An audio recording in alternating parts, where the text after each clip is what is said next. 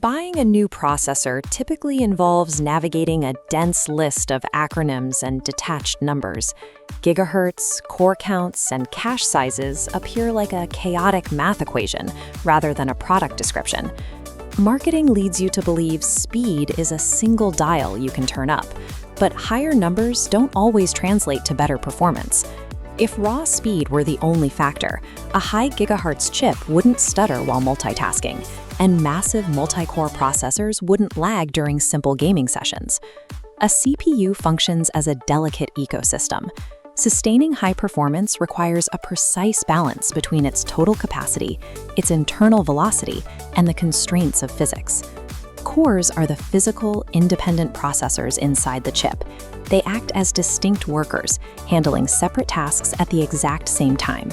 This division of labor prevents bottlenecks, allowing a resource-heavy game to run in one lane while background tasks flow smoothly through others. To increase this volume further, threads allow a single core to rapidly switch its attention between two subtasks. By juggling these instructions, the core creates the effect of doubling its capacity. Cores and threads dictate the total volume of work a CPU can manage simultaneously. However, having more workers doesn't necessarily mean those workers are moving at a high speed.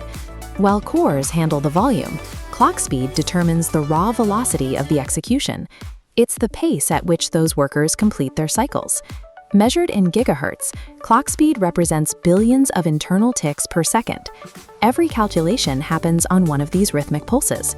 Modern CPUs scale this velocity automatically. The heartbeat slows down to save power when idle, but the frequency spikes when you launch a demanding application. High velocity finishes individual tasks quickly, but without enough cores to share the load, even a high-speed CPU will struggle when forced to juggle too many jobs at once. Even a CPU with high volume and high velocity is ineffective if it has to wait for data to arrive. Speed is useless if the processor is starved for instructions.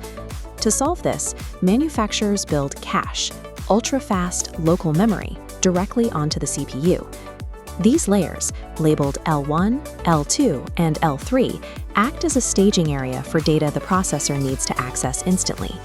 The CPU predicts exactly which data it will need next and stores it directly in this local space.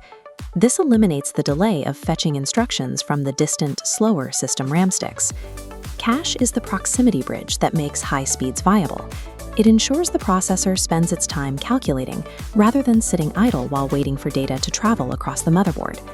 Pushing high volume and high velocity in such a microscopic space creates an immediate, severe physical consequence: heat. This heat is measured by thermal design power, or TDP. A 65-watt chip runs cooler and uses less energy, while a 125-watt chip requires significant cooling to prevent it from overheating. If the cooling system can't keep up with the TDP, the CPU will actively throttle its own speed to protect itself from damage, causing a sharp drop in performance. TDP defines the thermal ceiling that prevents engineers from simply increasing core counts and clock speeds indefinitely. It is the hard limit of the system. If physics limits how much power we can push through a chip, how do computers continue to get faster every year? The answer lies in the architecture, the master blueprint of the chip. It dictates how data routes and how efficiently it uses energy within thermal limits.